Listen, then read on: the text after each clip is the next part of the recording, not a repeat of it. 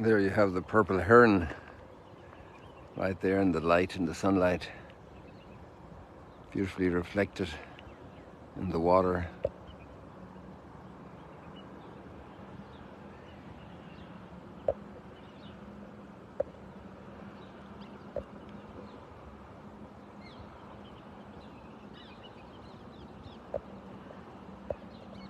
Sensitive to our presence as well, even though we're far enough away, just from the turning of her head.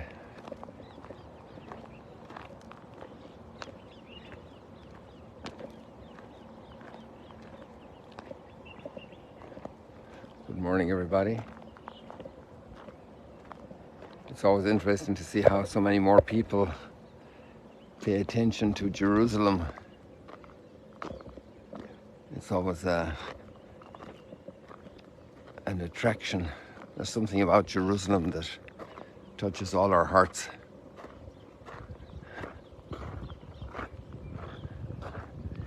The blessing and gift that Jerusalem is for the world.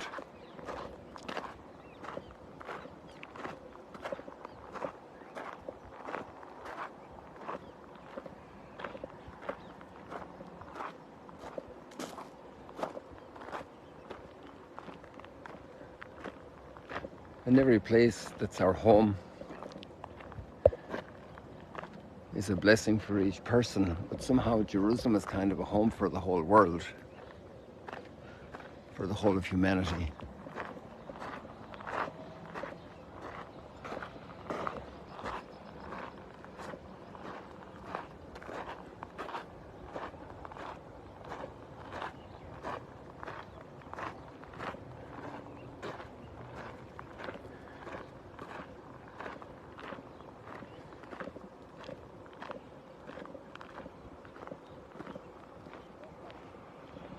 There's a whole dimension that comes out in the readings today that, in a certain sense,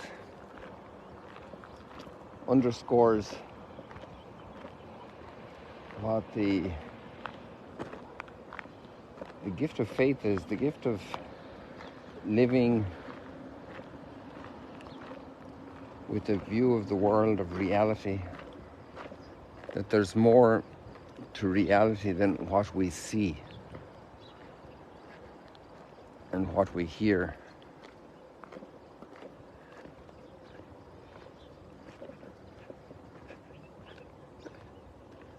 And especially to ourselves.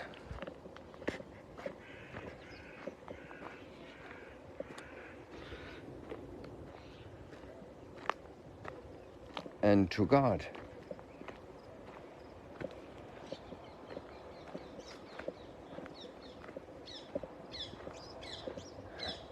We once did a summer camp for our children here about 15 years ago. Children from Jerusalem. Their parents are working at Notre Dame. And it was about treasure under the ground. Or treasure beneath our feet, something like that. I don't remember the exact name of it. And one of the places we brought them to was a huge cave.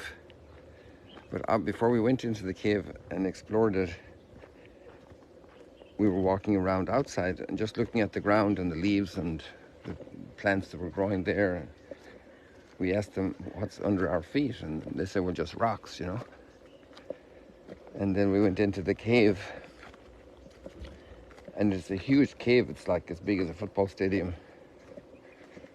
It's over near Beth Shemesh. That's between Jerusalem and Tel Aviv, more or less. And when they were building, I think it was a road or something, there was a bulldozer taking a scalp out of the mountain. And in doing that, the side of the mountain crashed in because it was no longer able to sustain itself. And so the cave was discovered. And so right there, under your feet, you were walking on a stadium-sized cave. And not only that, it's filled with stalactites and stalagmites. and that took ever so long to get formed, with that water dripping in the limestone. Really big ones. And it was just fascinating.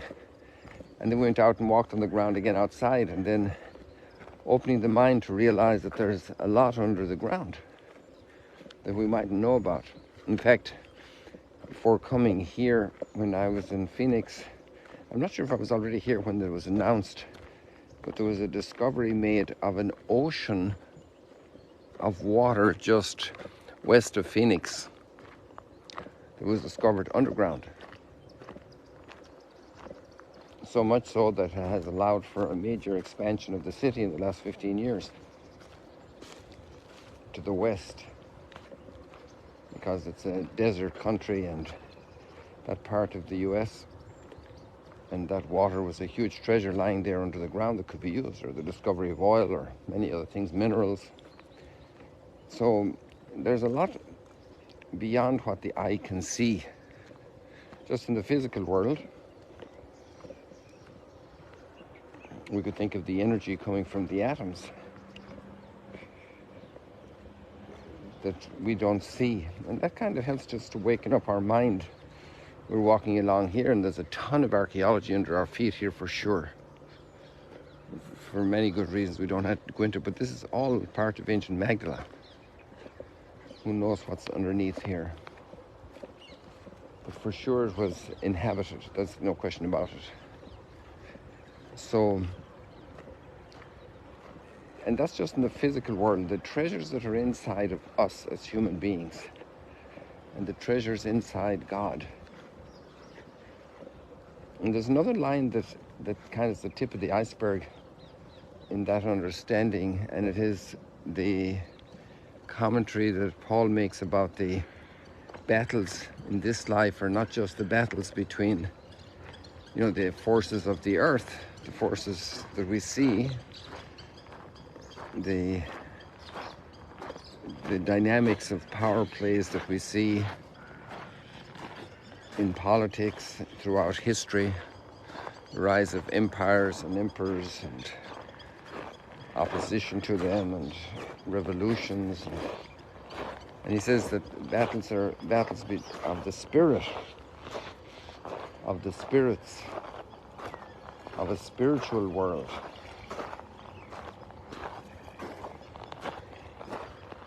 And that's very much to be read about today in the readings. We have demons calling out when they're expelled that Jesus is truly the Messiah. He's going to destroy their kingdom.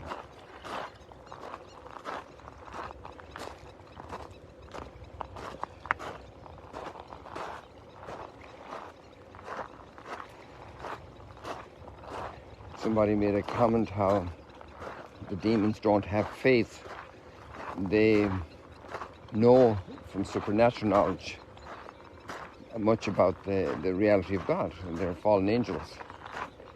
And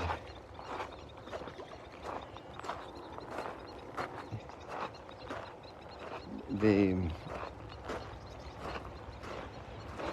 know God. They know and tremble. And then but they're in rebellion. And then the human beings, we think we know who God is, like yesterday in Nazareth, who this guy is Jesus, and absolutely don't have a clue who he is. Because there's a dimension that goes beyond what the eyes have seen, what the ears have heard in every human being. And in Jesus, always in a very particular sense. And this wakes us up to be objective about life, to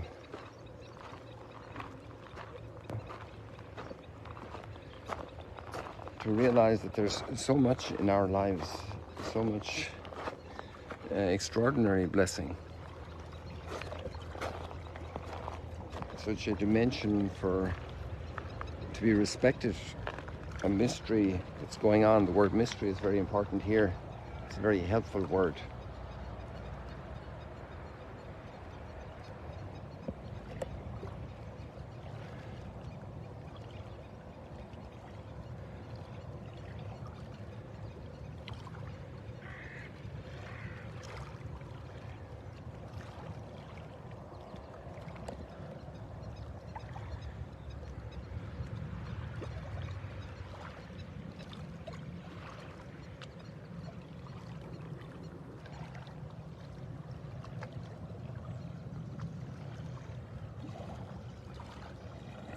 And therefore there are a lot of potentials and capacities in us way beyond uh, what we uh, what we would just gather with the eye.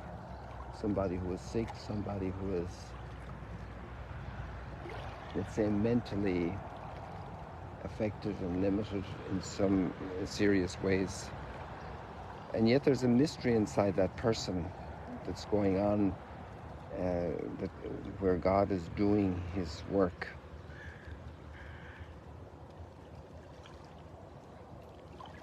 To know ourselves, you know, we're much more than just skin and bones, and the reality of our imagination, of our memory, the reality of our capacity of knowledge and learning, the reality of our will, and these are all at the human level analyzed. And then what God does through us, through his gifts, we just see a shadow of the greatness that God is producing.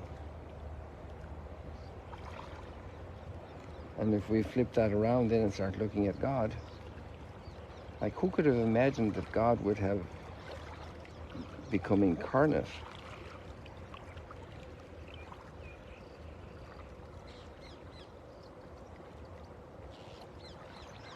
That's the faith we have received. That he could walk here in the waters.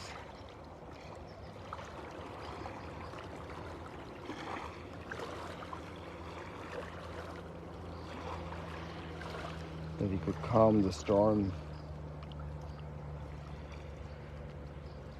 And actually these are just signs of something more that he's doing in the transformation of lives.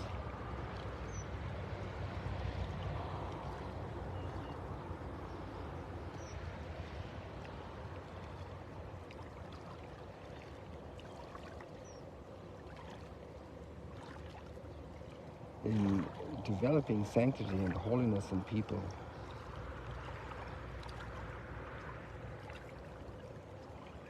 If we just go to the readings there today.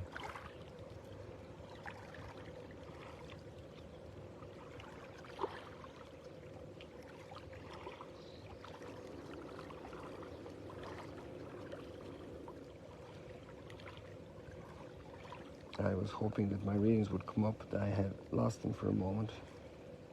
But it looks like I'm on the way now.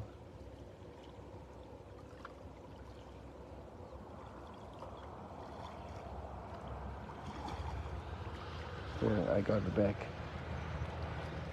I had lost the line. I needed to get a connection off the phone, and I was ready again. The Spirit scrutinizes everything, even the depths of God.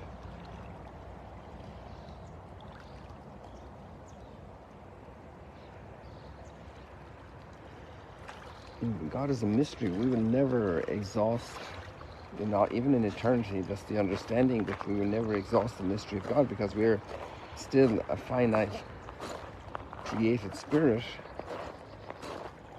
Even in glory, we will obviously have a whole other level of reach, and yet God will not be exhausted by us as a creature. And it's good to think about these things, because sometimes the material world weighs down so heavily on us.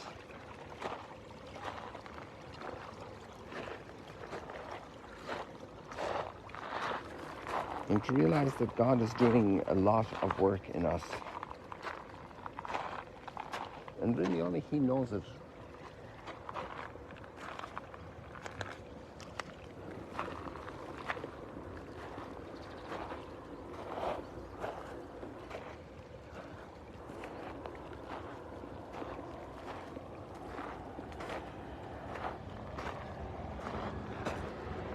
It's on another level, beyond matter.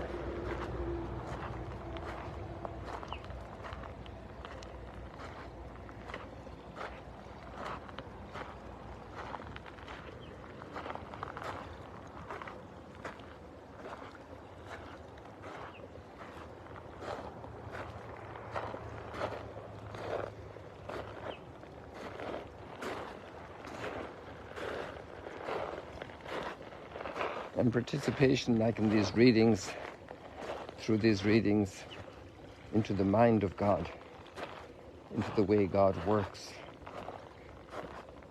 And let's say opening up the whole field of forgiveness, of letting go of past hurt, because God is doing a much bigger thing in our lives.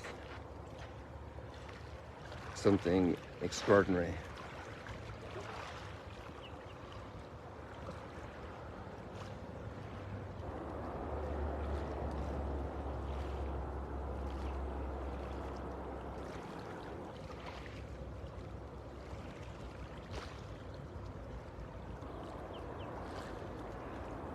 Giving him space to work it out, giving him time to work it out.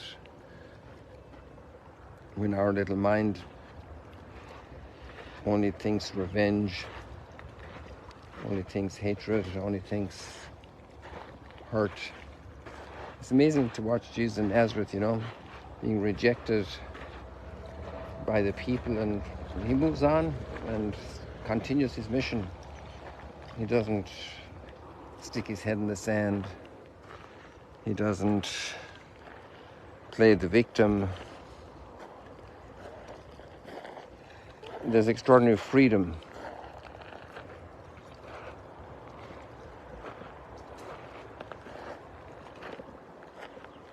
Because there's a whole other world there.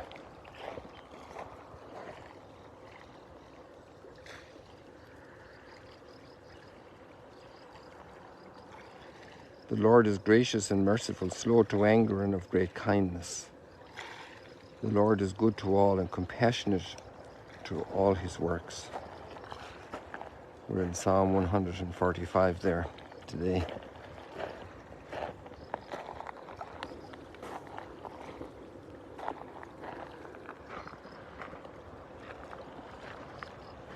We're right across here from Capernaum, let's say more or less in the center of the screen there, over at the edge of the water.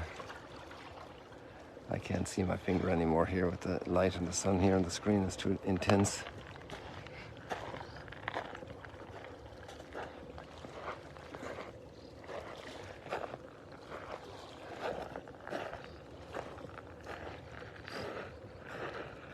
What we see, what we hear, what we talk about, what we read about is one thing, what we know from calculations, but then what we know through faith and through hope and through love. It's another level of living, another plane.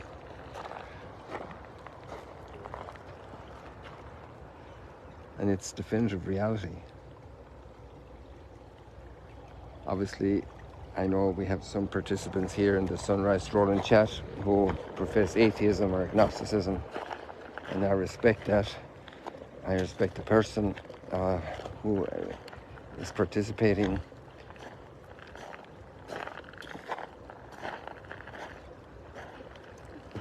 And their difficulty in understanding this kind of conversation this morning.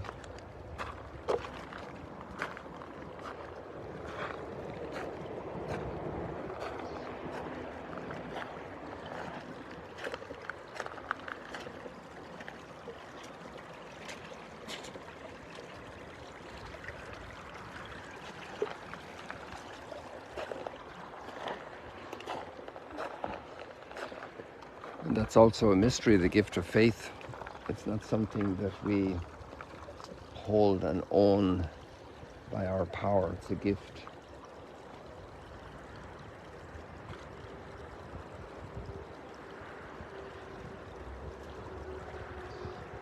A wonderful gift. I just noticed something the children must have done in their camps this summer here. But there are 2 pools created.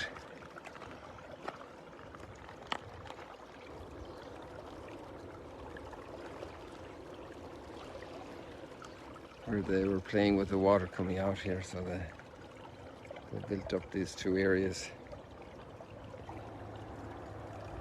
And that water is very, it's chilled because it's coming from the mountain. So it is refreshing. And the waters coming from the scriptures are fresh. They help us, they refresh us in our world.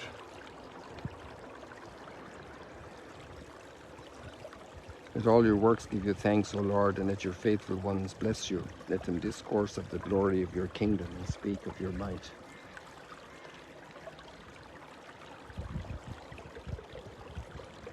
Your kingdom is a kingdom for all ages, and your dominion endures all generations. People, God bless you. See you later, alligators. I can't see anything with the light here. So I imagine you're able to see me, but I can't see you. God bless you. See you later.